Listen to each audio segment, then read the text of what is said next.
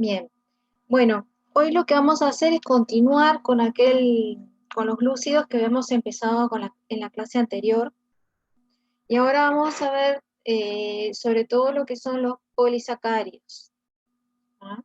Polisacáridos que no son almidón, que fue el que vimos la clase pasada.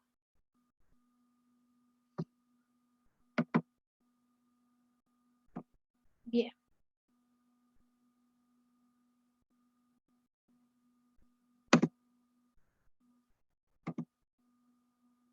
Bueno, particularmente los que vamos a ver hoy son los que llamamos gomas.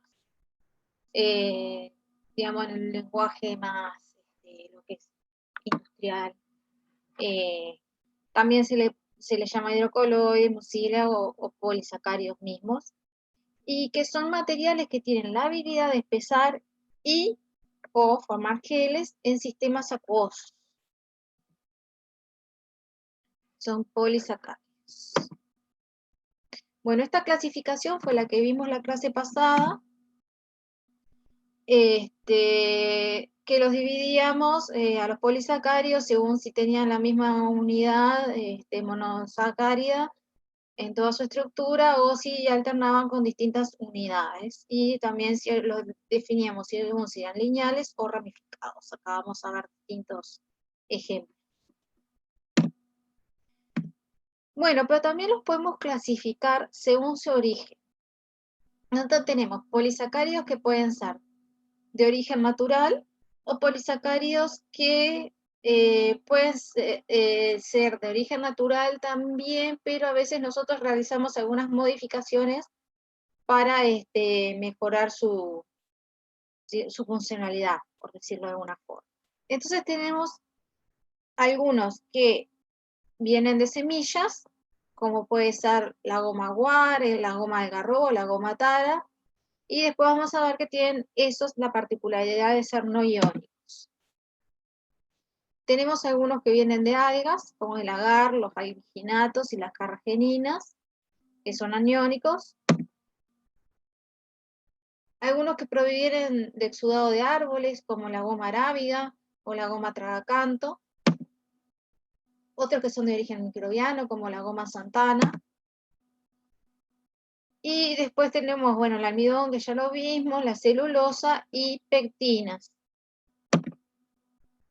Y luego los que le decía, los modificados, como los almidones modificados o la celulosa modificada. Bueno, según su carga, los clasificamos como los que son neutros, como el almidón, la celulosa, la goma guar, la agarro y la tara. Los carboxilados, que son el alginato, las pectinas, la carboximetilcelulosa y la goma santana. Y los sulfatados, como son las carrageninas y el agar. ¿Qué uso se le dan a las gomas en la industria alimentaria? Bueno, para espesar y o gelificar, modificar y o controlar las propiedades de flujo, y esto tratado de lo primero por su capacidad de espesar, o sea, de modificar la viscosidad, modificar y o controlar la textura, también, también todo ligado a lo primero, modificar también las propiedades de formación de los productos semisólidos, y también tienen una función en lo que es la estabilización de productos congelados.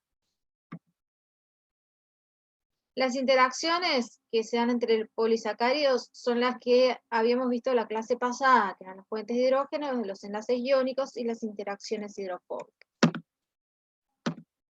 Esta es la misma imagen que vimos en la clase pasada, que son las interacciones por puente de hidrógeno entre distintas moléculas y de las moléculas con el solvente o la molécula con ella misma. Las iónicas y las hidrofóbicas, que las habíamos visto con otras figuras, pero acá lo estamos viendo con las pectinas porque más adelante lo vamos a ver.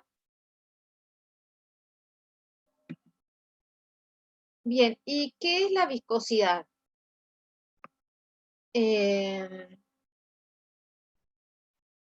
¿Alguno me puede definir a ver qué es la viscosidad? La resistencia a fluir, ¿no? La resistencia a fluir, exactamente. Y esa viscosidad va a depender del tamaño de las moléculas, de la forma de las moléculas y de la conformación que adoptan las moléculas en el solvente y las interacciones que puedan haber entre ellas.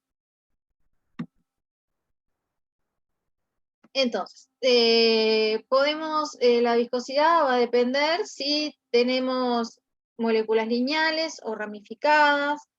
Ahí tenemos dos moléculas lineales de distinto tamaño. Obviamente, las de menor tamaño a una misma concentración van a dar menores viscosidades que las de mayor tamaño. Después también existen, por ejemplo, las interacciones que se pueden dar. Yo ahí ejemplifiqué lo que serían las interacciones iónicas, pero pueden ser también del tipo hidrofóbicas o de puente de hidrógeno. Y generalmente cuando se da algún tipo de interacción, la viscosidad aumenta, porque es como que yo construyera una molécula más grande, de peso molecular más grande, y por lo tanto me va a aumentar la viscosidad que exista algún tipo de interacción.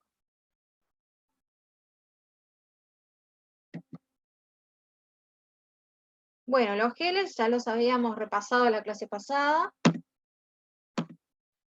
y eran redes tridimensionales continuas de moléculas que engloban una fase líquida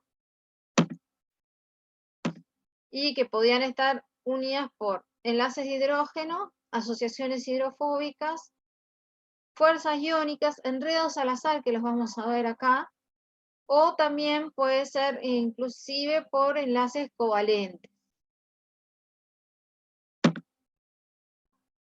Y bueno, tenían, según el tipo de interacción que se dé, y si existen o no ramificaciones en la molécula, vamos a ver que presentan la sinéresis, algunos. ¿Se acuerdan qué era la sinéresis, que lo habíamos charlado en la clase pasada? La pérdida de agua de los tejidos porque se van haciendo nuevos enlaces o interacciones, digamos, que sacan, o sea, le sacan espacio al agua que estaba almacenada entre las redes y entonces el agua es expulsada. Perfecto. Eso mismo, sí, cuando yo tengo la posibilidad que durante el tiempo cada vez las interacciones se hagan más fuertes, ahí puede que sucede la sinéresis. Vamos a ver que generalmente las moléculas que presentan menos sinéresis, los geles de las moléculas que presentan menos sinéresis son de aquellas que realmente presentan ramificaciones o cargas que impiden que se sigan dando asociaciones a medida que transcurre el tiempo.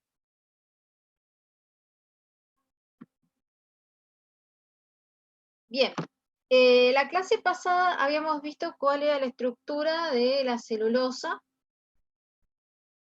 y habíamos dicho que la celulosa formaba fibras que tenían algunas zonas cristalinas que eran insolubles y que eran muy difícilmente atacadas, digamos, por enzimas.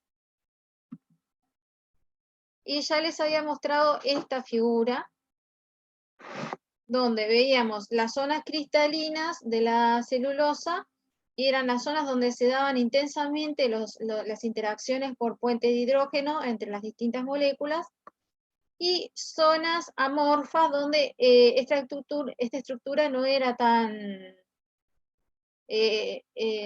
compacta.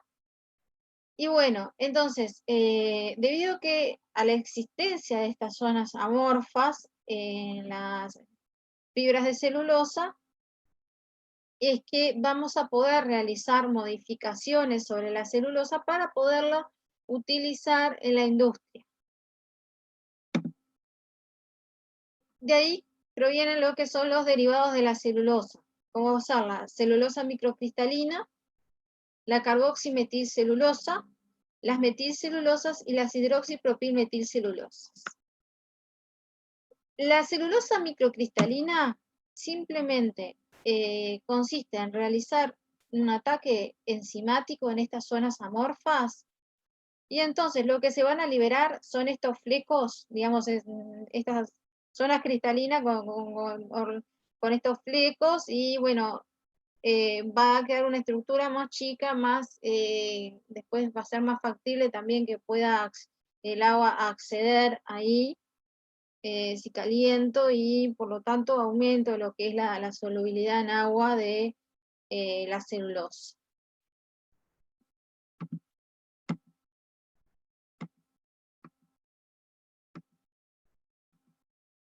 También se puede hacer con una hidrólisis ácida parcial en esas regiones amorfas. Y ahí está lo que le comentaba, cómo quedaría. Generalmente se puede hacer en polvo, que a veces es bastante insoluble, o en forma coloidal, o sea que ya sería soluble, donde se separan las microfibras por energía mecánica, o sea, se separa esta parte de acá, y eso hace que sea dispersable en agua. Luego tenemos la carboximetilcelulosa, que partiendo obviamente de que también necesitamos realizar esa hidrólisis previa de la celulosa, luego lo que se hace es una reacción con hidróxido de sodio,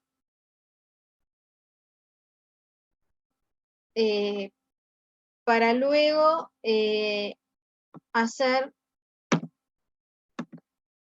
otra reacción más con la sal sódica del ácido cloroacético, y nos queda un éter carboximetílico. Van a ver que es una molécula que nos va a quedar cargada, y va a tener un pKa. Un pKa sería la que tiene digamos, como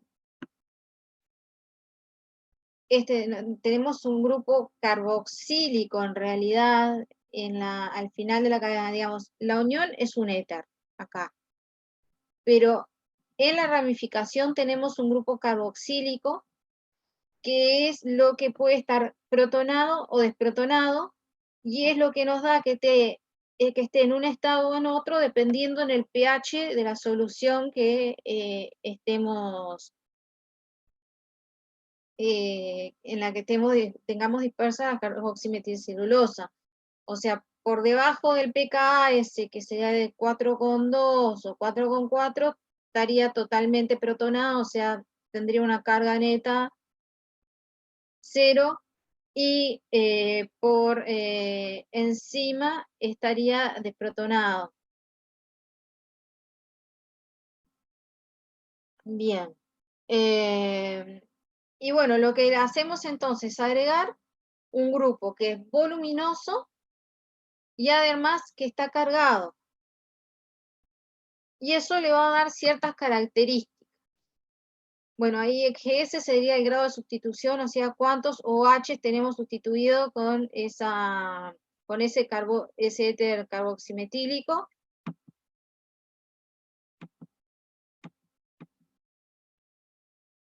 Entonces, ahora nos vamos a realizar ciertas preguntas.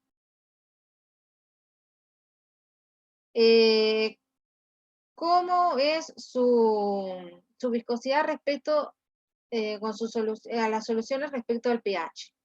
Yo les dije que por debajo del pKa estaba neutra la molécula, y por encima estaba con carga negativa.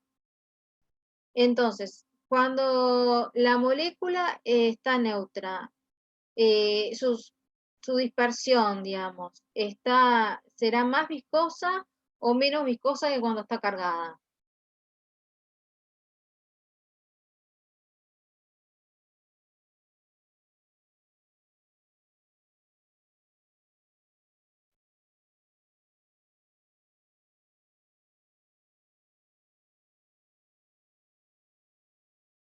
Si está neutra,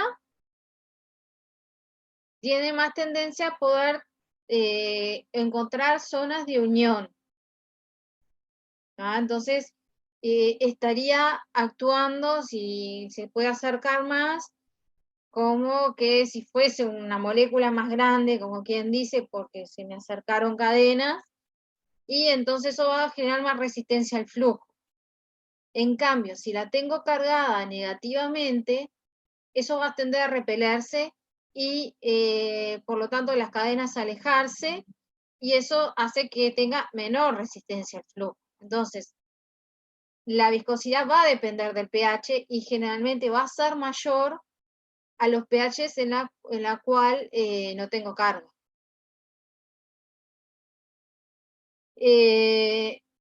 Me dicen, es soluble tanto en agua fría como en caliente. ¿Por qué? Bueno, en agua caliente es porque cuando yo tengo que solubilizar algo en agua caliente es porque generalmente necesito energía para que la molécula se solvate, como quien dice. O sea, seguramente sea una energía que haga que rompa algún tipo de enlace que tenga y permita dispersar esa molécula en solución. Pero si lo hago en agua fría, quiere decir que es fácilmente dispersable. ¿Y esto por qué? También por estos grupos que tiene, con la cual está sustituida, que son voluminosos y además están cargados. O sea, no se generan acumulación, digamos, de moléculas de tal forma que, como en las celulosas, estén tan planas y haya tanta interacción que no me permitan que sea insoluble en agua. Entonces, todo eso hace que sea, digamos, o sea, mejoramos la celulosa para tener una molécula que ahora sí tiene propiedades de ser soluble, de aumentar, poder modificar la viscosidad de los productos. Y si gelifica o no, bueno, es difícil que gelifique porque esos grupos van a evitar que se den zonas de unión tan fuertes como para generar una red tridimensional y por lo tanto un gel. Ahí si está cargada, aún peor todavía, menos tendencia a formar zonas de unión.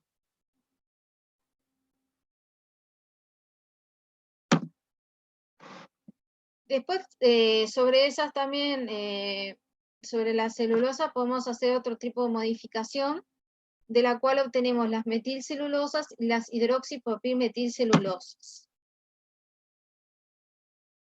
La metilcelulosa sería la celulosa alcalina, o sea, tratada como antes con hidróxido de sodio, más agregado de cloruro de metilo, y lo que hace es agregar un éter metílico, acá como grupo, en uno de los OHs.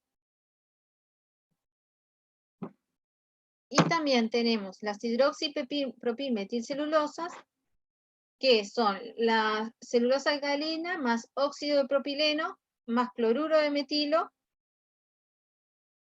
que me da un éter con una cadena mucho más larga que la metilcelulosa, lo que provoca, digamos, que digamos, esos grupos que les estoy agregando sean aún más voluminosos, incluso bastante, porque a veces cuando quedan estos OH, como por ejemplo acá suelto, puedes volver a llegar a reaccionar este OH con los reactivos y alargarse más esta cadena que le estoy agregando. Acá en este caso estamos agregando una cadena que es neutra. No tenemos, o sea, no tenemos carga, no va a ser influida por lo que es el pH, sino que el agregado del grupo voluminoso es lo que va a influir en su viscosidad y en su capacidad de formar gel.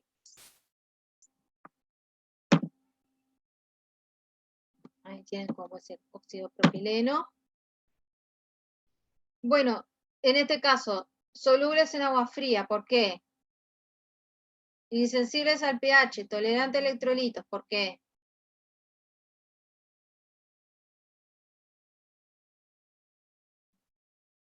No sé si alguien se anima a contestarme.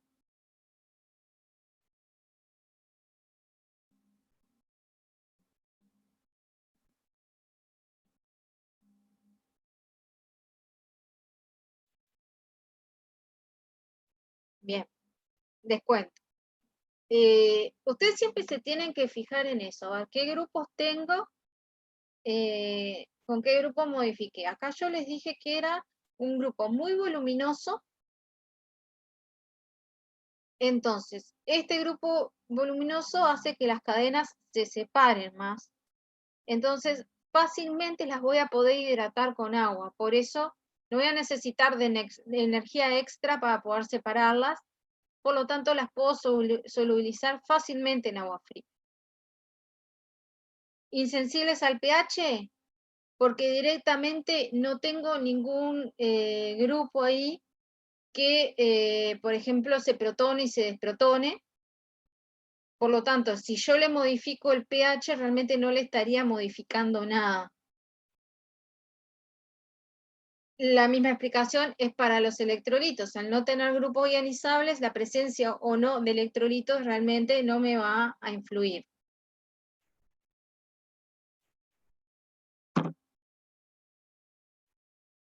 ¿Y ustedes qué dicen? ¿Gelifica o no gelifica?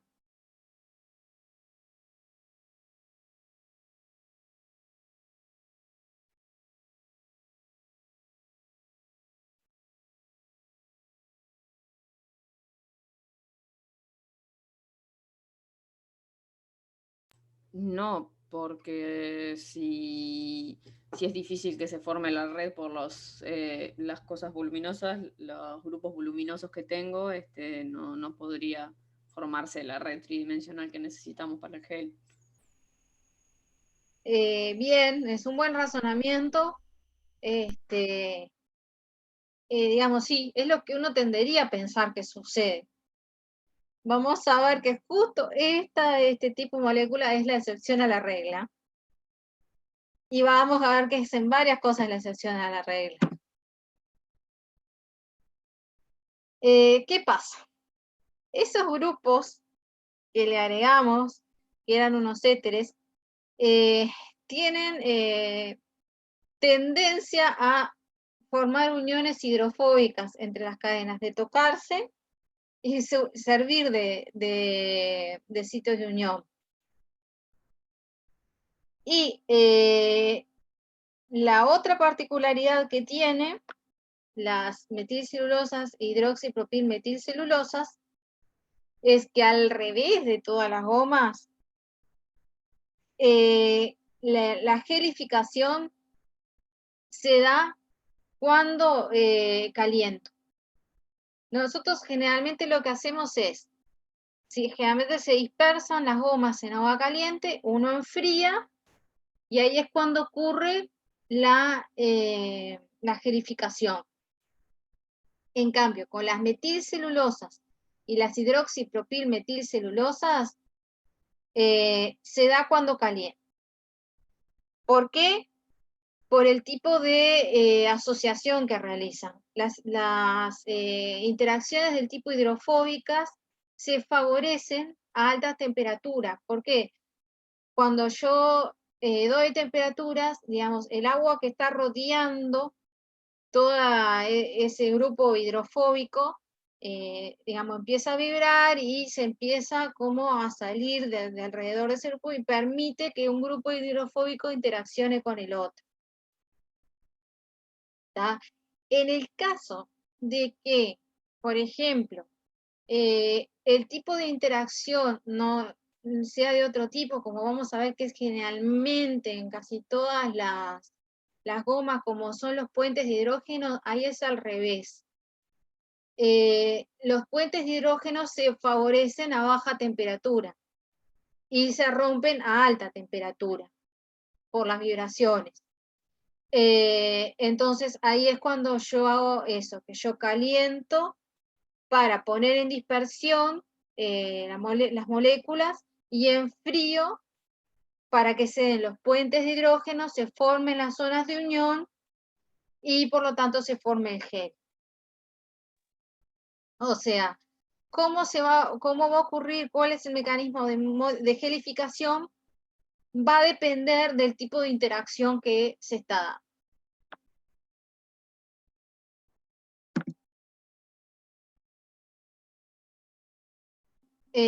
Acá les resalto que el gel que se forma es termorreversible. ¿Qué pasa? Si yo ahora este gel que lo formé en caliente lo enfrío, de nuevo el agua va a tender a rodear esos grupos hidrofóbicos y ya no encuentro un ambiente tan favorable a lo que son las interacciones hidrofóbicas, por lo tanto se van a separar y voy a volver a una solución.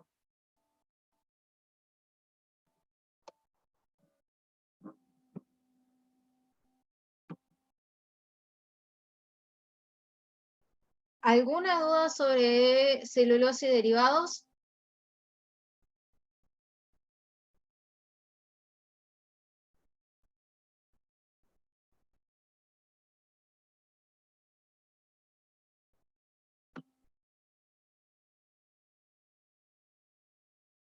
Bien, ahora vamos a pasar a los galactomananos. Los galactomananos provienen de semillas de leguminosas. Se llaman así porque tienen una cadena principal de manosas unidas por enlaces beta 1,4 con ramificaciones de galactosas unidas por enlace alfa 1,6. Son moléculas no iónicas. Y acá tenemos, por ejemplo, la goma guar, que proviene de un arbusto leguminoso, que ahí tenemos el nombre, que no se preocupen que nadie se les va a preguntar el nombre del arbusto. Solo lo que tienen que saber cómo es la estructura de la goma guar. Y ahí tenemos la cadena principal de manosas, que sería esta, con ramificaciones en galactosa. La goma guar tiene la particularidad de que es muy sustituida. Cada 2 manosas tenemos una ramificación de galactosa.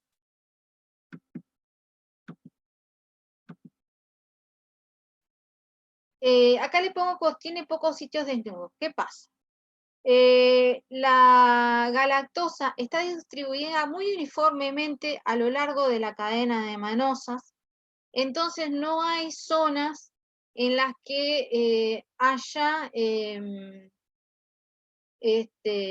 un lugar donde haya poca ramificación, como vemos que va a pasar con otros galactomananos. O sea, no va a haber sitios donde no tenga ramificación prácticamente. Y esto le va a conferir algunas propiedades. Ahí les pongo el peso molecular aproximado que tiene, que son unos 220.000. Y bueno, después tenemos la goma de algarrobo, que también es otro galactomanano. La cadena principal es igual, las manosas unidas por enlace beta 1,4, con ramificaciones también en posición 6, en alfa 1,6.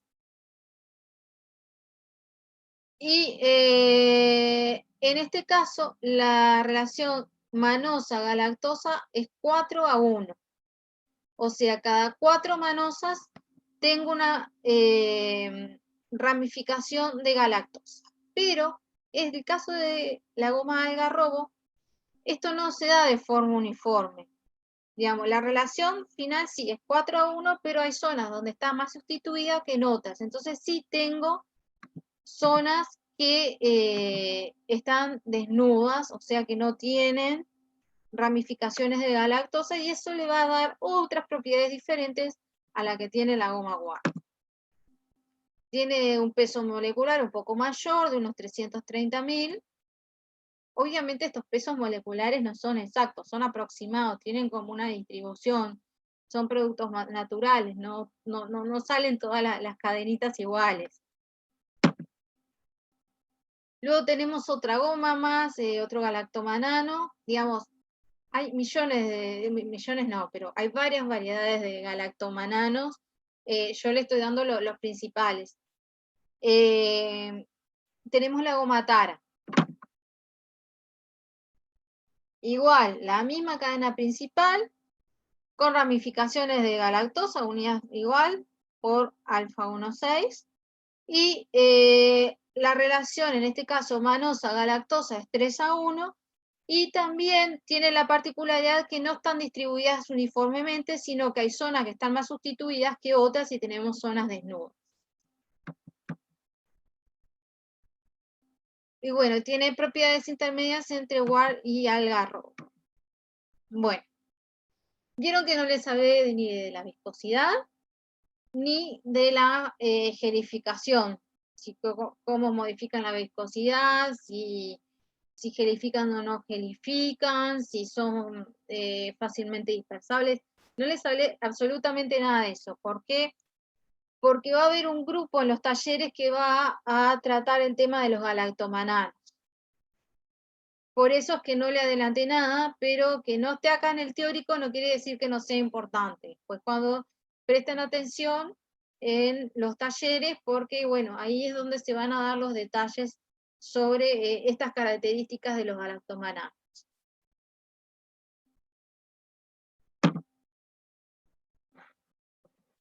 Bien, acá tenemos otra goma,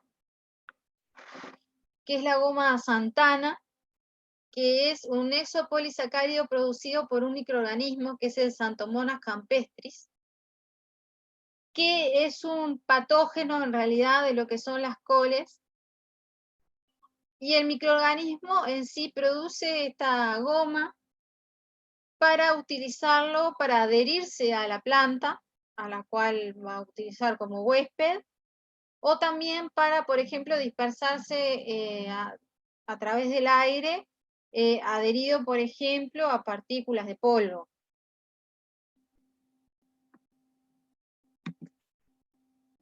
Bien, y esta es la estructura de la goma Santana. Vean el peso molecular, es enorme, de 2 por 10 a la 6 contra los 330.000 y 220.000 que yo les hablaba de los galactomananos.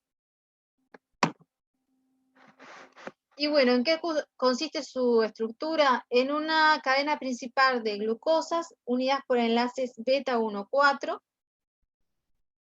con ramificaciones unidas por enlaces alfa 1,3. Cada 2 glucosas, y además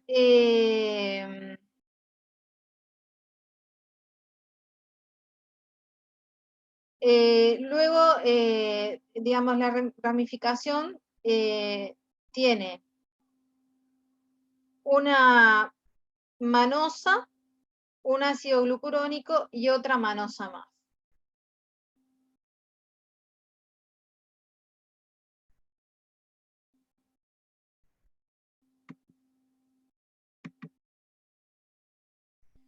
Entonces, ahí vemos acá esto de acá arriba que tiene estante de corchetes, es la cadena principal de glucosa.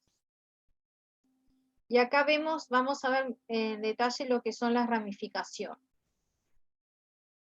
Entonces vemos que la mitad más o menos de las manosas terminales tienen un grupo piruvato como acetal 4,6 ciclo. Y ahí vemos que tenemos una carga. más o menos el 90% de las mannosas que están más próximas a la cadena central, vemos que están acetiladas en el carbono 6.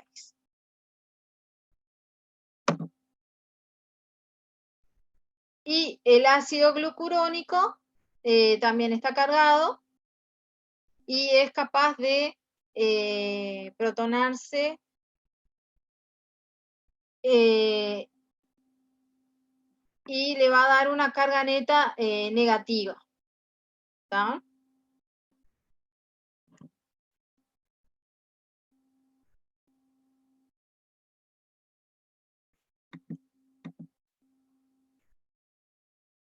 La estructura de la goma Santana, además de ser una goma enorme, tiene una estructura bastante compleja porque las ramificaciones interaccionan con la cadena principal por puentes de hidrógeno,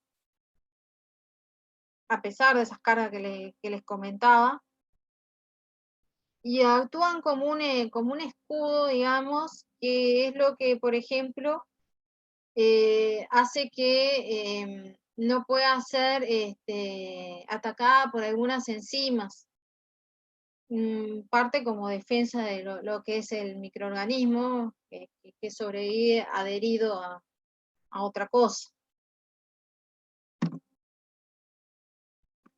Y estas interacciones a su vez permiten que entre ellas forme hélices sencillas o hélices dobles.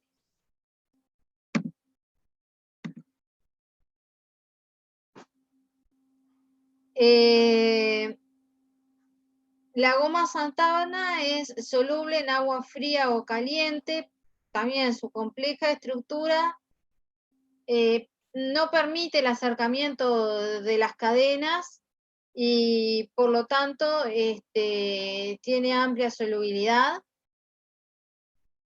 Al tener un peso molecular tan alto,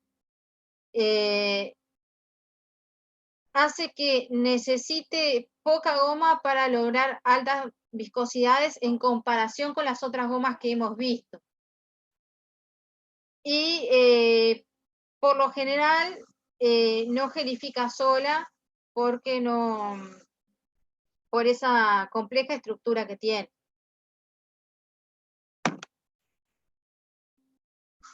Bueno, las aplicaciones industriales que tiene la goma Santana, tenemos salsas, aderezos. Si ustedes miran, por ejemplo, las mayonesas, ketchup, generalmente utilizan la goma Santana como espesante porque tiene bastante versatilidad, por eso de ser soluble en agua fría o caliente, o sea, generalmente ese tipo de salsas lo que hacen es que digamos, que yo tenga una buena viscosidad tanto cuando las tengo frías, o sea, recién las saco de la heladera, o si las tengo a temperatura ambiente.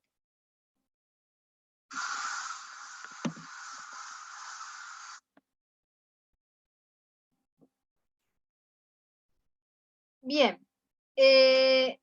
vamos a ver acá, lo van a terminar de comprender mejor después del taller, que la goma Santana tiene la particularidad de que puede interaccionar con los galactomananos, y a veces eso se usa para mejorar lo que son sus propiedades, por ejemplo, de viscosidad o de formar, o si quiero, por ejemplo, formar un gel. Habíamos dicho que sola no formaba geles.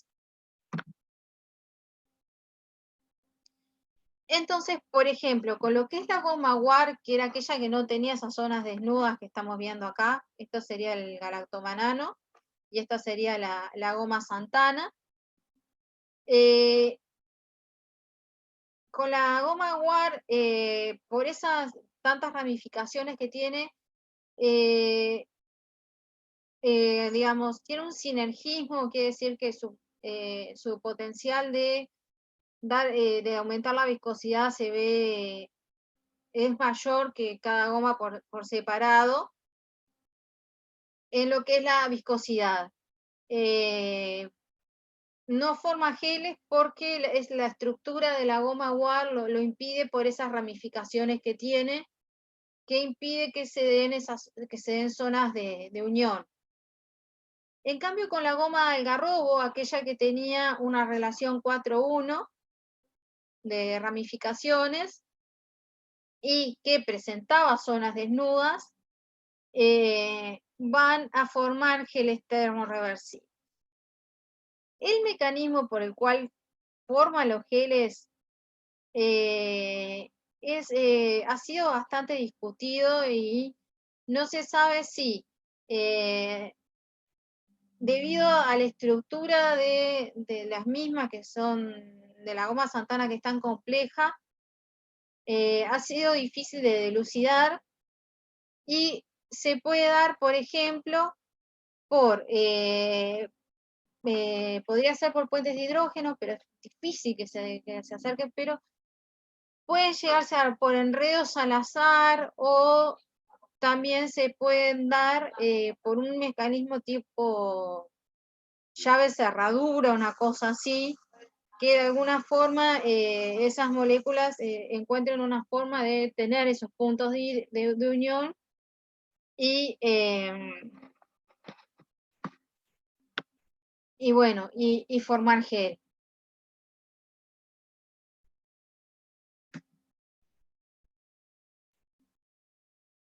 Luego tenemos, perdón, antes de seguir, ¿tienen alguna duda respecto a la goma Santana?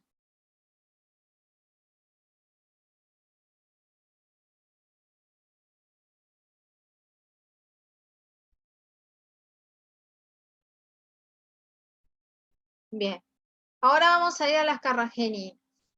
Las carrageninas también las van a dar en el taller. ¿Tá? Yo ahora entonces voy a hacer una presentación sobre las mismas y después ustedes van a tener que ampliar más en el tema. Las carrageninas se obtienen de algas rojas. Hay distintas algas que generan gomas. Las carrageninas son cadenas lineales de D-galactosa unidas por enlaces alfa 1,3 y beta 1,4. Vemos la unión en alfa 1,3 y en beta 1,4. Y esos enlaces se dan alternadamente. Las unidades de galactosas esterificadas, algunas, o sea, de las galactosas de la cadena principal, algunas están sulfatadas, ven acá, en el carbono 2 o en el carbono 4, lo que le da una carga neta negativa y a menudo también contienen un anillo como este, 3,6 anillos. La particularidad de las carrageninas es que tenemos esa carga negativa siempre, ya que este grupo no es muy susceptible a ser protonado. No, generalmente no lo encontramos protonado, este grupo sulfato. Por lo que no les estoy hablando en un pKa, siempre va a estar cargado negativamente,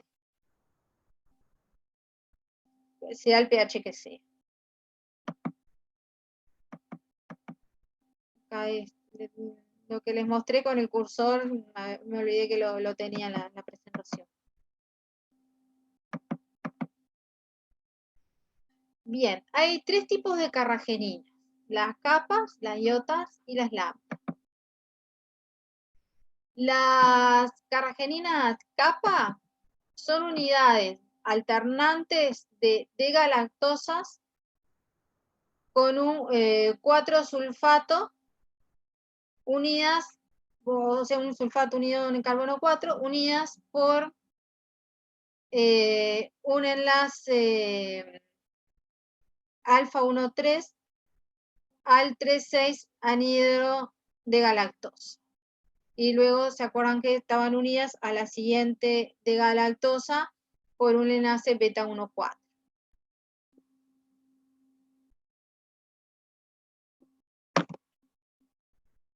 La iota carragenina tiene unidades alternantes de galactosa sulfato unidas por 1,3 y 3,6 anhidro de galactosa 2-sulfato unidas por 1,4. ¿Ven? Vamos cambiando las posiciones en las que están sulfatadas.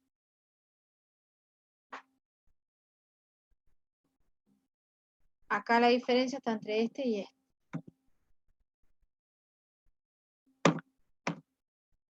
La lambda carragenina tiene las unidades de galactosa de la cadena principal, unidas por 1,3, las cuales un 70% están sulfatadas en C2. Y la galactosa 6-fosfatos unidas por 1,4. Y ahí les muestro un poco cuáles son las diferencias entre las moléculas.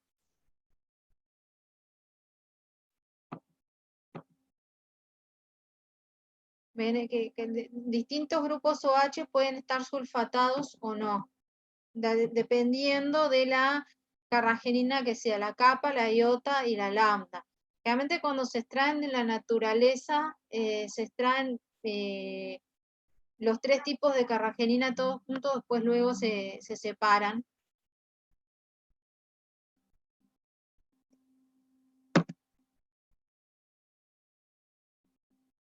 Después van a ver que las iotas y las capas carrageninas son capaces de gelificar, formando un gel que es termorreversible, pero este mecanismo de cómo se da la gelificación y las propiedades que tienen estos geles, porque es termorreversible, si presenta sinéresis o no, eso lo va a tener que explicar el grupo que de la disertación.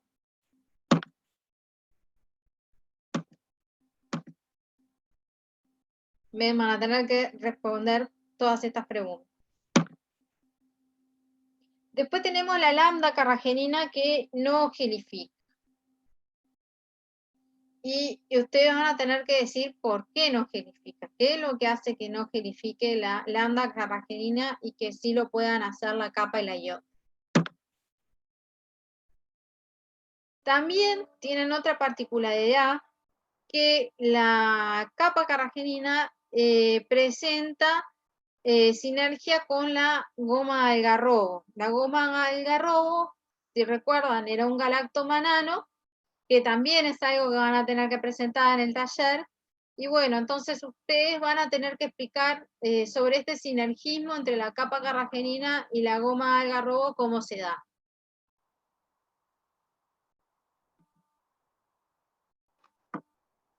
Bueno, también tiene la particularidad las carrageninas de interaccionar con otras moléculas como pueden ser las proteínas. Ven, las proteínas, si recuerdan, tienen un punto eléctrico por debajo del cual se encuentran protonadas y encima del cual se encuentran con carga negativa. Entonces, acá estamos en el caso de que el pH esté sea mayor al punto eléctrico. Entonces, la proteína está cargada negativamente y la carragenina también. Entonces, de por sí, no tienen forma de interaccionar porque las dos están cargadas negativamente, entonces se van a repeler. Y si estamos en un pH por debajo del punto eléctrico, la proteína va a estar cargada positivamente y la carragenina va a estar cargada negativamente. Entonces ahí sí se van a dar interacciones del tipo ion. En el caso de que estén las dos cargadas iguales, o sea negativas, o un pH mayor que el punto isoeléctrico, ahí, por ejemplo, si agregamos calcio, vamos a ver que ahí podemos lograr entonces los puntos de unión por puentes iónicos, utilizando el calcio como mediador. Esta particularidad de las carrageninas, de interacción de las carrageninas con las proteínas, se usa, por ejemplo, en la leche de cacao, que al pH en el cual se encuentra y con el calcio que está presente en la leche, se dan este tipo de interacciones y hace que se formen unos, como un gel, pero no un gel firme, sino un gel más fluido, que hace que las partículas de cacao se mantengan, digamos, queden englobadas en él, junto con el agua, y no precipite el cacao, no quede el cacao en el fondo como generalmente pasa cuando una leche chocolatada uno lo compra, la tiene que batir porque si tiene todo el cacao generalmente en el fondo. Bueno, esto hace que permita que el cacao permanezca en dispersión.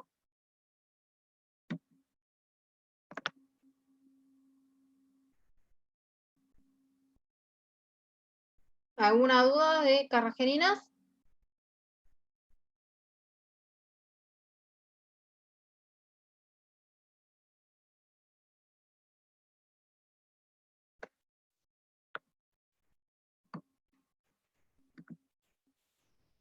Bien.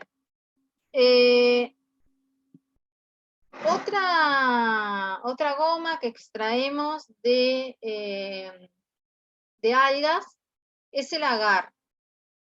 El agar capaz que ustedes lo conocen más por lo que es de microbiología, que se usa como soporte de los medios de cultivo,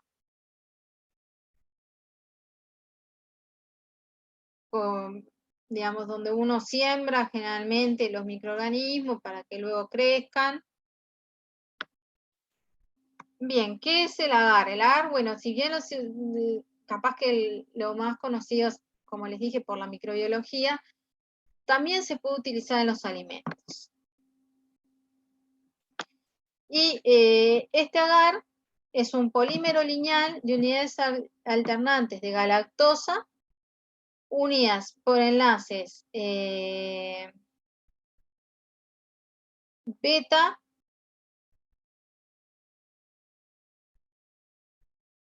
estoy viendo que está al revés acá, es beta 1,4 y 1,3,6 anhidro L-galactosa unidas por beta 1,4.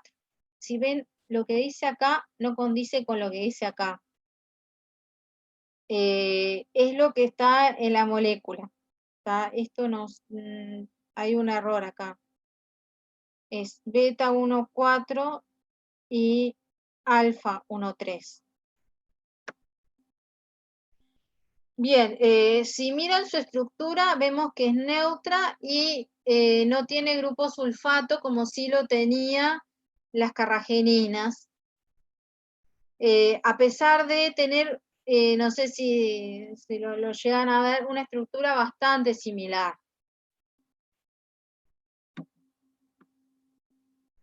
Bueno, el agar está constituido por dos tipos de moléculas, la agarosa y la agaropéctica. La agaropectina. La agaropectina tiene la misma unidad repetitiva que la agarosa, o sea, esa cadena lineal que les mostré antes era la agarosa. Pero en algunos residuos de esas galactosas que tenían el anillo 3,6 anhidro, se reemplazan por L-galactosa sulfato, o sea, acá sí estamos agregando una carga, y después tenemos otros residuos que también tienen S4,6 o 1-carboxietil de galactosa, que es un ácido pirúvico acetal, que le da carga también. Entonces, la garopectina es una molécula que está cargada.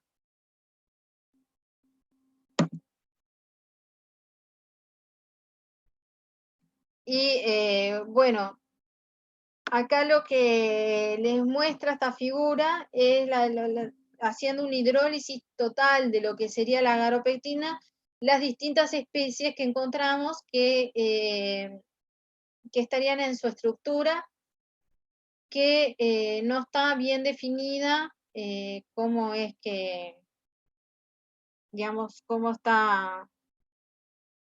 que es que están esas moléculas dispuestas en la agaropectina. Acá esta diapositiva nos muestra la agarosa, las similitudes que tiene con las carrageninas.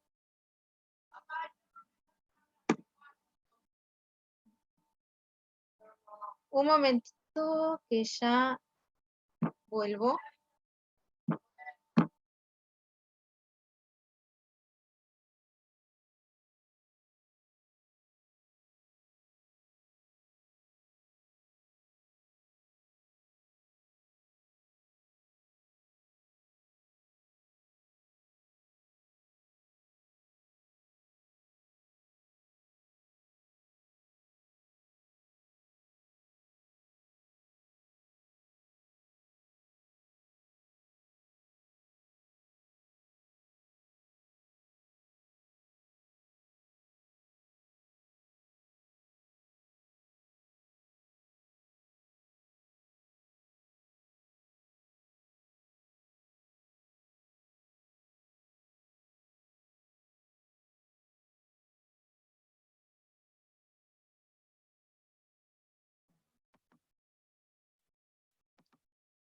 Disculpen los problemas de esta nueva normalidad de estar dando clase en la casa.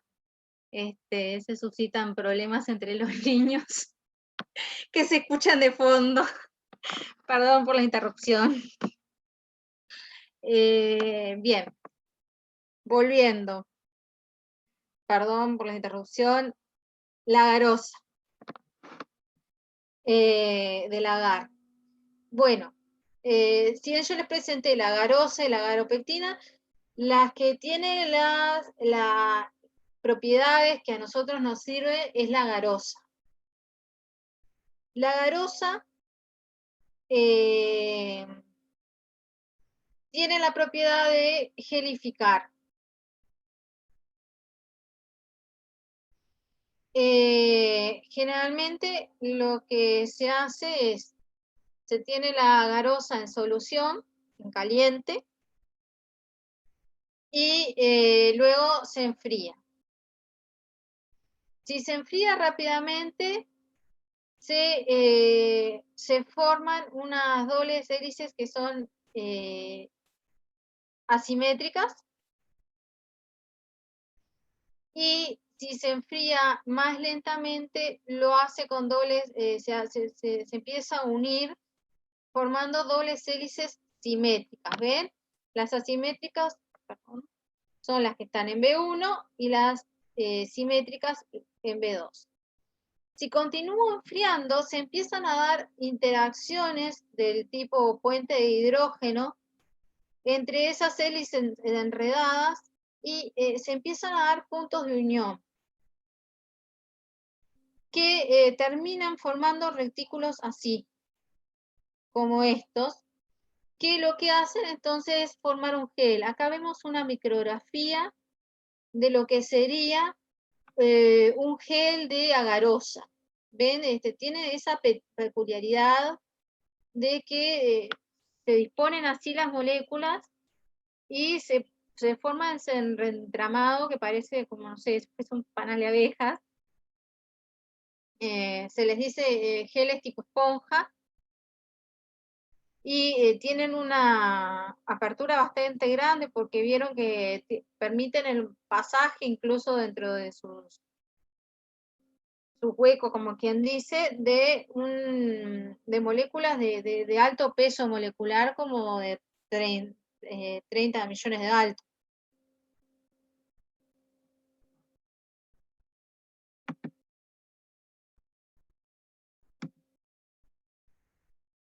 Bien, los geles de agarosa tienen la particularidad de presentar lo que es la histéresis térmica,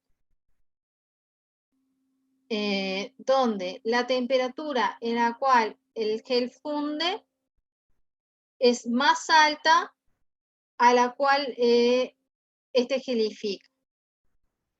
¿Por qué? Por esta estructura compleja que tiene el gel. No es fácil romper esa estructura del gel, por eso le tengo que dar más energía de la que necesitó, de la que liberó en realidad cuando gelificó. Por eso que es que necesito calentar para poder fundir, para romper esa estructura.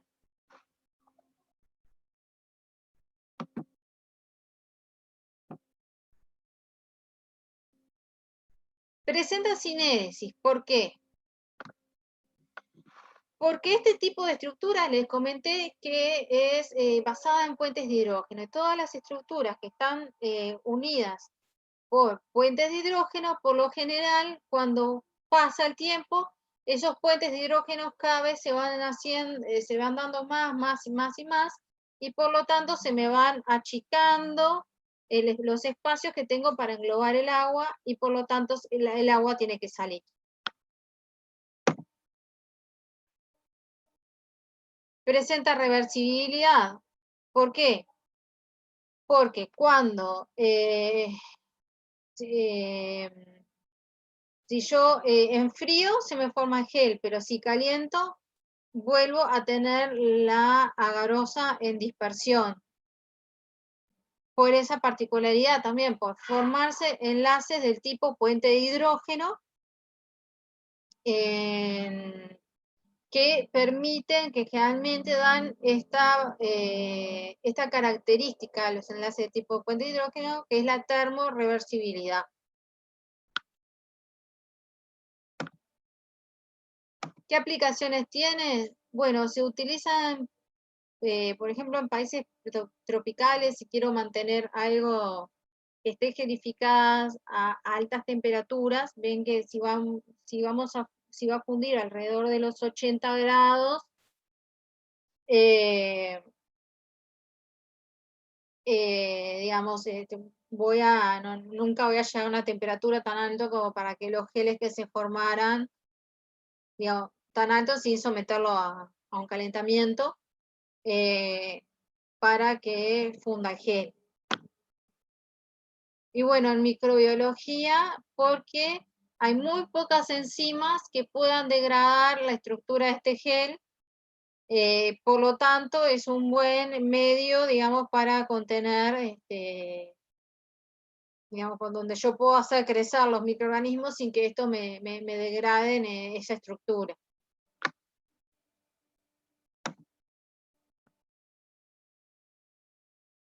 ¿Alguna duda sobre el agar?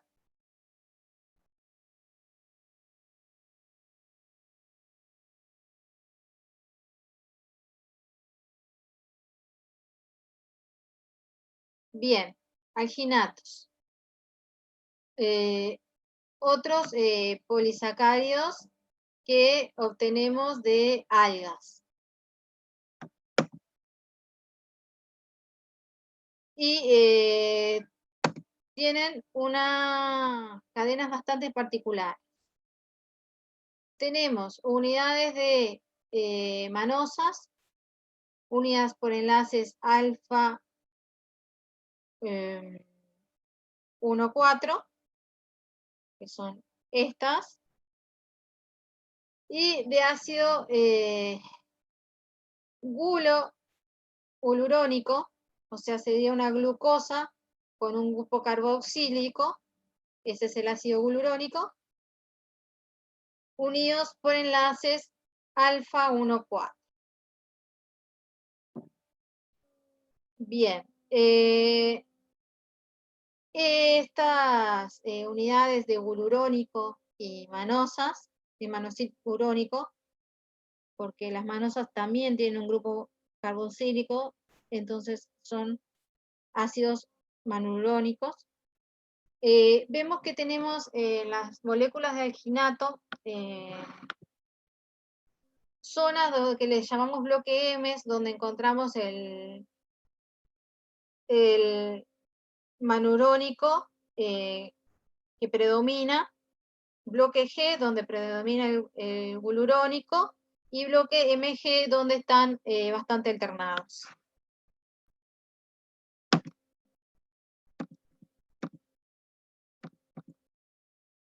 Bien.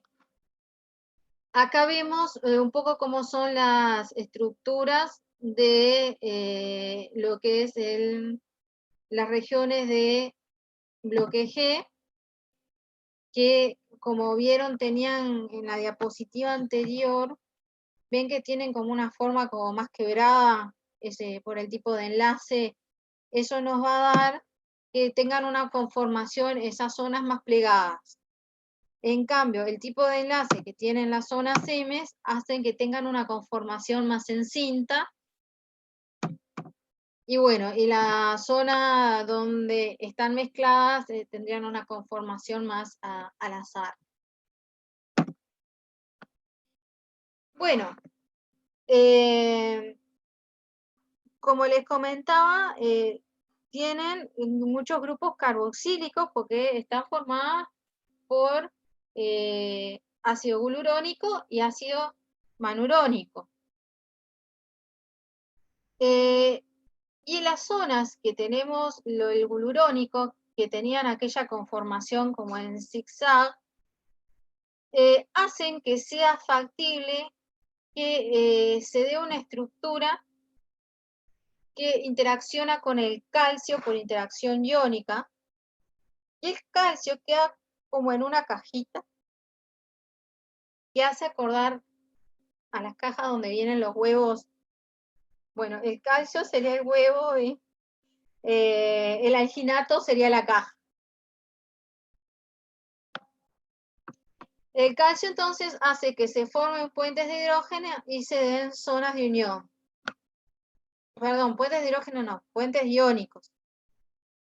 Tenemos dos cargas negativas de los ácidos carboxílicos que tenemos ahí, de distintas cadenas, que se van a interaccionar con el calcio. Y otra particularidad que tenemos acá, que estoy señalando con esta flecha, que además de las interacciones con el calcio, se me están dando entre los OH puentes de hidrógeno. O sea, tengo dos tipos de interacciones en los alginatos. Las interacciones iónicas, cuando en el medio hay calcio, y las interacciones por puentes de hidrógeno. Y ahí tenemos el calcio.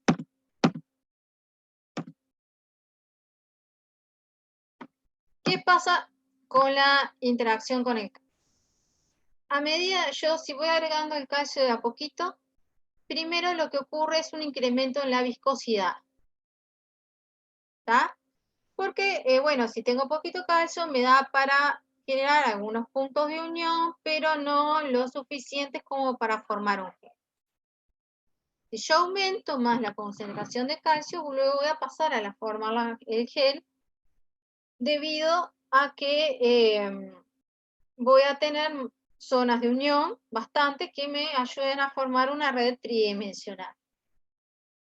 Y si tengo mucho calcio, ya tengo tantas zonas de unión que puede llegar a haber una insolubilización del alginato. Bueno, también ocurren puentes de hidrógeno, como les mostré antes. A medida que el calcio me acerca, digamos, las moléculas, se da la posibilidad de que formen puentes de hidrógeno, digamos, como el calcio me estaría dando la interacción iónica y neutralizando cargas, me da la posibilidad entonces que se acerquen las moléculas y formar puentes de hidrógeno también. Bueno, y entonces los alginatos, los geles de alginato, lo que tienen una gran estabilidad del calor, o sea que no funden fácilmente. ¿Por qué? Porque tengo dos interacciones que se están dando simultáneamente, las interacciones iónicas con el calcio y las interacciones por puente de hidrógeno, que es difícil romperlas todas juntas. Si bien las puedo romper, voy a necesitar mucho más energía que lo que precisaría para otro gel que esté hecho solamente, digamos, que esté solo sostenido, como quien dice, por puentes de hidrógeno.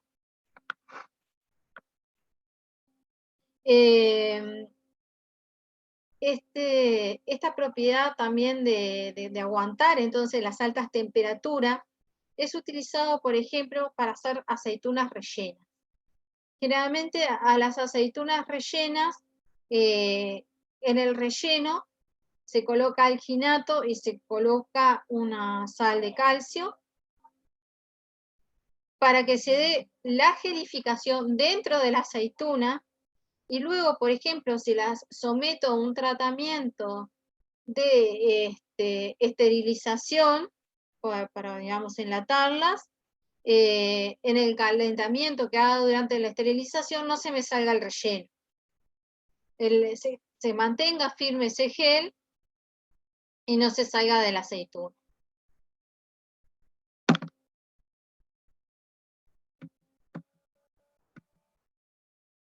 Bien, como les dije, tenemos varios grupos carboxílicos, por lo tanto voy a tener un pKa, va a ser, esos grupos en algún momento se pueden llegar a protonar, en algún momento no, por debajo del pKa van a estar protonados a pH por menos de pKa, y entonces ahí, al protonarse esos grupos carboxilato, ya no va a estar más cargada y va a tender a asociarse formando geles ácidos, las asociaciones, perdón, que se van a dar a pH menores al pKa, van a ser interacciones del tipo puente de hidrógeno, no son tan fuertes como las que teníamos antes cuando agregábamos calcio, pero se dan. También tenemos los alginatos de propilenglicol, que es una modificación que se les hace a los alginatos, que se les agrega el óxido de propileno. Entonces lo que hace es esterificarse los grupos carboxílicos. O sea, agrego, en vez de tener un grupo carboxílico, obtengo un grupo éster y entonces ahí estoy perdiendo, digamos, este efecto de protonación y desprotonación.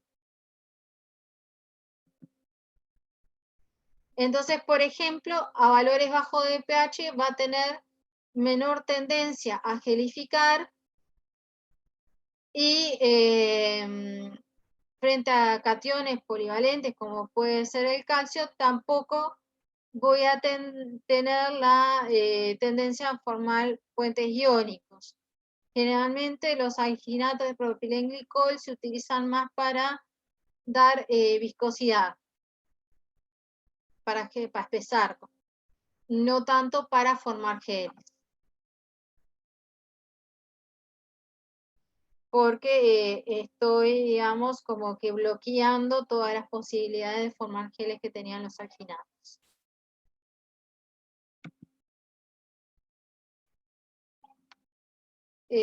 Soluciones estables, ahí quiero decir con respecto al pH, que no me varían su viscosidad ni el estar en dispersión, si cambio el pH del medio, porque les quité la carga que tenía.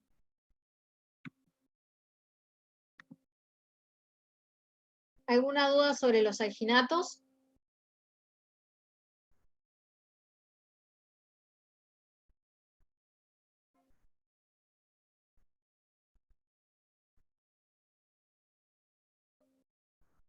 Bien.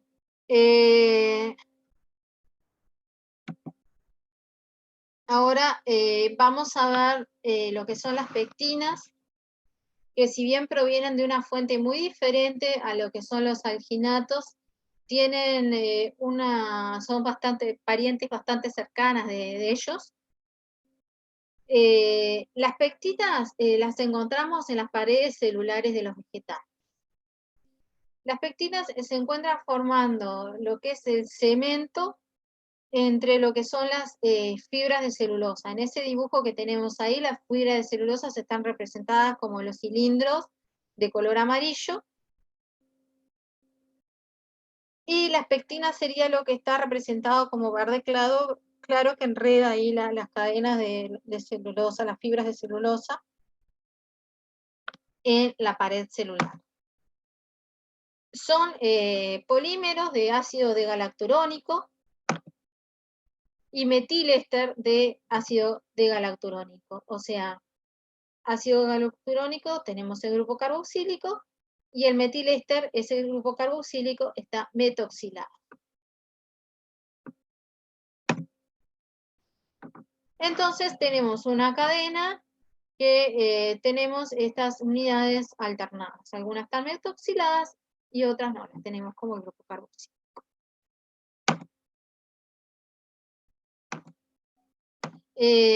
Comercialmente, la pectina es un polisacárido complejo de alto peso molecular constituido en forma parcial por ésteres de ácido galacturónico, sales de sodio, potasio y amonio del ácido poligalacturónico. Y puede contener unidades de galacturamida. Las galacturamidas, después lo vamos a ver en otra diapositiva, pero es cuando en el grupo carboxílico se agrega una amida.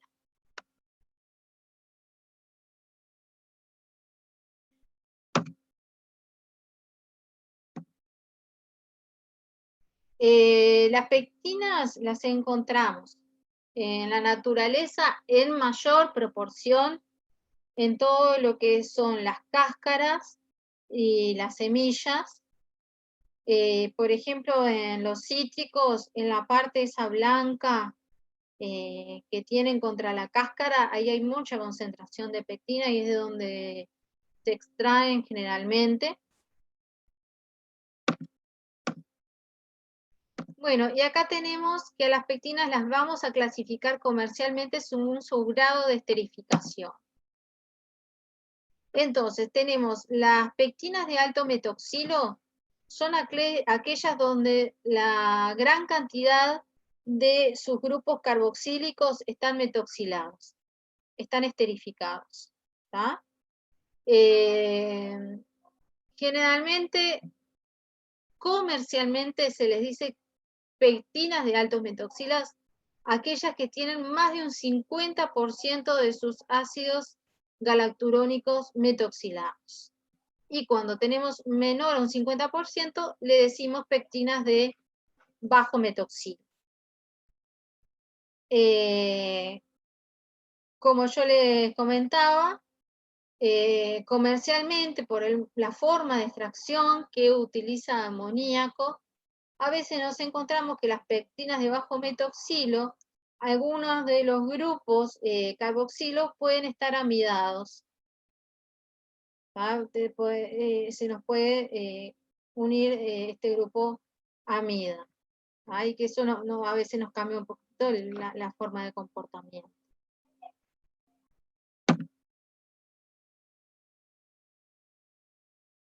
Bueno, desde el punto de vista químico, la pectina son unidades de ácido de galacturónico parcialmente metoxiladas, unidas por enlaces alfa 1,4 y tiene inserciones en algunos lados de la cadena de L-ramnosa. La otra particularidad y que las diferencia de los alginatos es que tienen regiones en las cuales encontramos ramificaciones. Entonces, la pectina tiene zonas que son lisas, sin ramificación, y zonas pilosas, por decirlo de alguna forma, donde se encuentran las ramificaciones.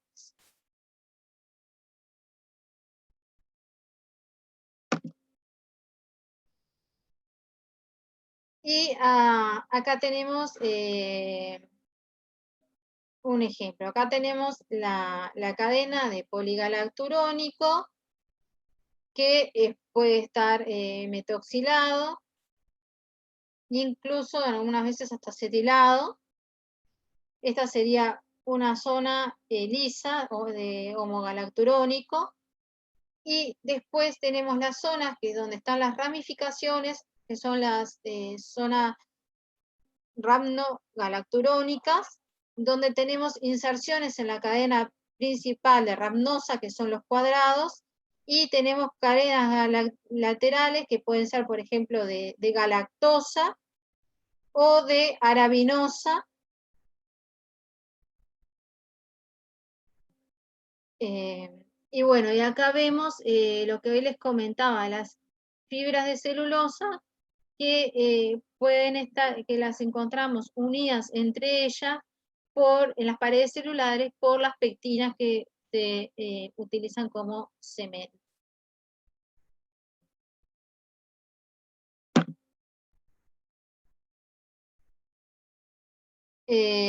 Bien,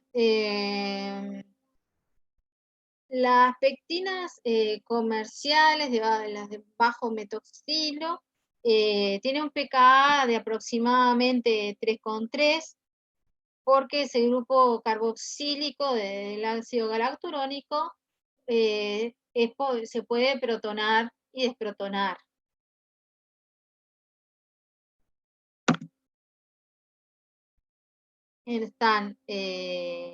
Tienen las inserciones de rhamnosa con uniones tipo alfa 1,2. Y bueno, la cadena principal era el ácido galacturónico unidos por enlaces alfa 1,4.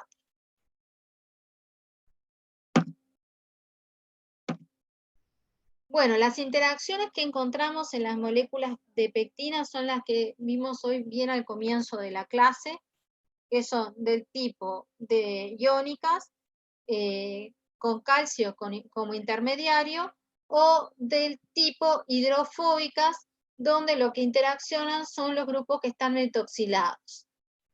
Este sería el mecanismo de interacción que predomina en las pectinas de bajo metoxilo, y este que predomina en las pectinas de alto metoxilo. Bueno, las pectinas se pueden utilizar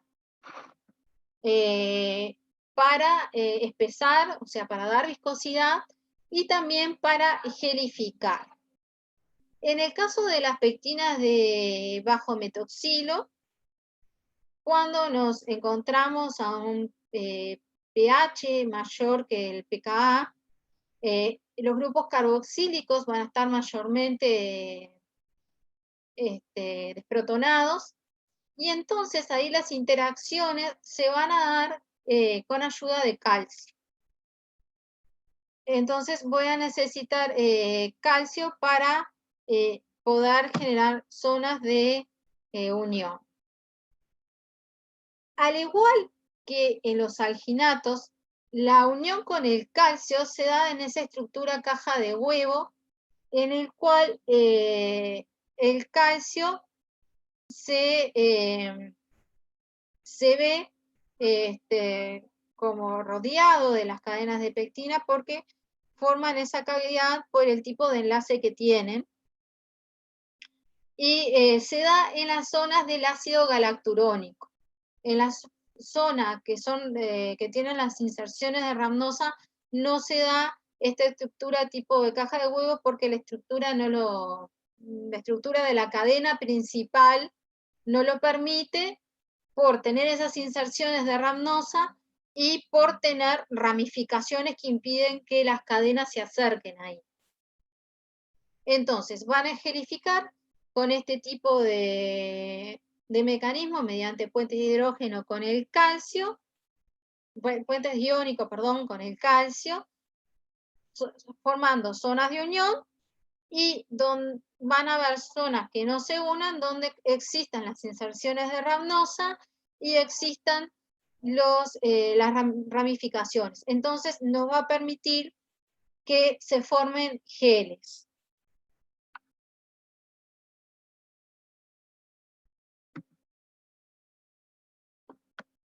Luego tenemos la gelificación de lo que son las pectinas de alto metoxilo, que en este caso tenemos pocos grupos de carboxílico sin metoxilar, por lo tanto, principalmente la gelificación se da vía interacción hidrofóbica entre los grupos carboxílicos, perdón, entre los grupos que están carboxílicos que están metoxilados, entre los grupos éster, digamos. Y ahí es donde van a hacerse los sitios de unión para que se pueda formar el gel. Bueno, sobre las pectinas también y la gelificación de las mismas, van a charlar más durante también los talleres. ¿Tá? Esto es un pantallazo general y van a entrar más en detalle en lo que son los talleres.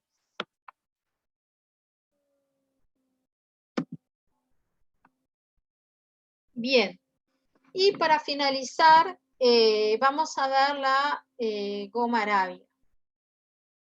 ¿Alguna duda que les haya quedado alginato, pectina o algo anterior?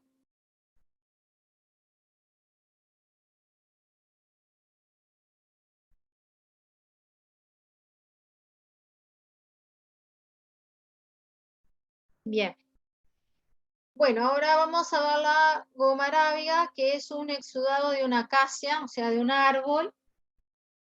Acá ven esta protuberancia que tiene el árbol, es la goma. ¿Qué pasa? Esta goma es un exudado del árbol. ¿Y por qué es que exuda eso el árbol? Porque ahí generalmente donde se forma eso es porque el árbol tuvo una herida, y para evitar de que el árbol se deseque, y además para evitar el ataque de patógenos, es que forma eso como si fuese una cascarita cuando uno se lastima, para proteger la zona hasta que se reconstituye el tejido. Bueno, entonces, ¿cómo se hace la goma arábiga? Agarran y cortan las acacias, les hacen tajitos para que exude la goma. Es una goma que en la antigüedad fue muy utilizada, ahora es poco porque es cara debido a su modo de producción, y que además, bueno, de recolección, que hace que sea bastante cara. La goma arábiga presenta dos fracciones. Es un 70% goma, que es un polisacárido sin proteína, y un 30% que es un polisacárido que está unido a una proteína.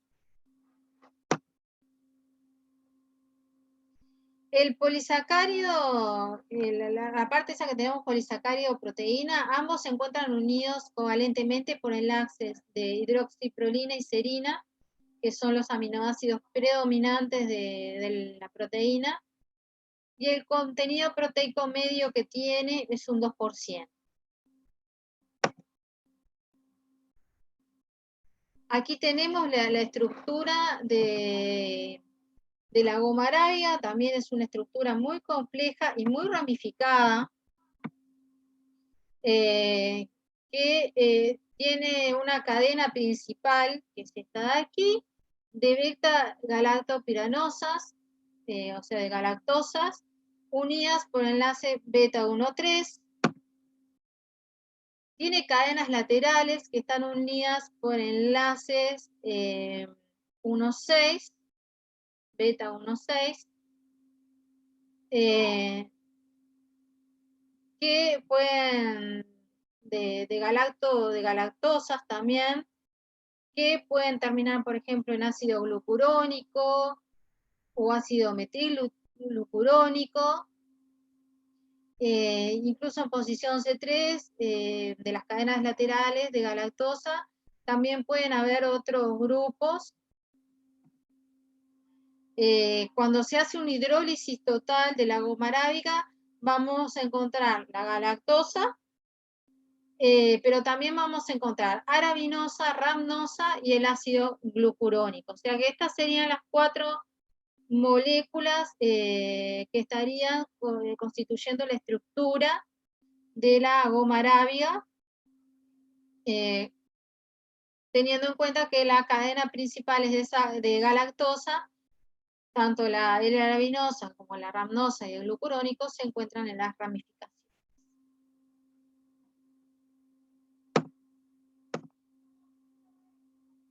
Bueno, como les había comentado, tiene una estructura muy ramificada, que incluso es hasta como globular, de tan ramificada. Tiene una alta solubilidad, las ramificaciones hacen que sea difícil la interacción molécula con molécula, pero a su vez presentan bajas viscosidades, porque al ser una estructura muy ramificada y globular, tiene, digamos, tiene poca interacción, entonces poca resistencia al flujo de sus soluciones, y presenta propiedades emulsificantes. Pero las propiedades emulsificantes de la goma arábiga vienen dadas por la proteína que tiene, o sea, la que tiene propiedades del tipo interfacial, la que se coloca en la interfase agua-aceite vendría a ser la proteína, y el polisacárido queda hacia el lado del agua, y bueno, ayuda también lo que es la estabilización de la emulsión por aumento de la viscosidad de la fase continua. Eso fue algo que ya vieron con Alejandra en la clase de sistemas dispersos. Y bueno, tiene múltiples aplicaciones, se utilizan en aceites aromáticos, suele servir también para encapsular sabores, se utiliza en goma de mascar y en confitados.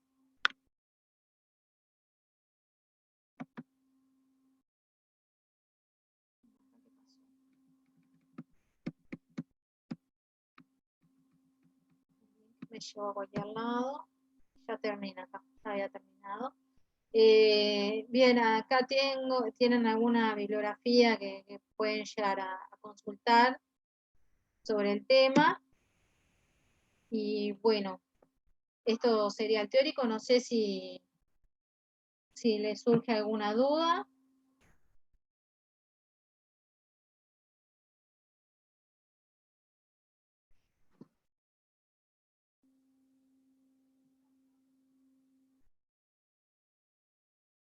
Bueno, cualquier duda que tengan me pueden escribir por mail, o también, como les dije en la clase anterior, pueden hacerlo, de evacuarse las dudas que les vayan surgiendo en los talleres. Además, estos temas como que ahora se los digo, si parecen medio como colgados, muchas cosas van a terminar en realidad de cuajar en lo que son los talleres cuando entren a estudiar en profundidad estas gomas, que van a estudiar unas cuantas por lo que vieron.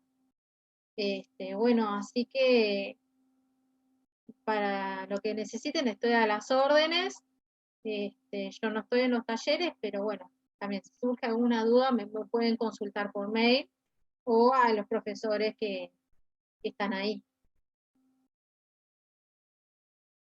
Bien, entonces si no tienen ninguna duda, dejamos por acá. Gracias. De nada. Gracias a ustedes por la atención.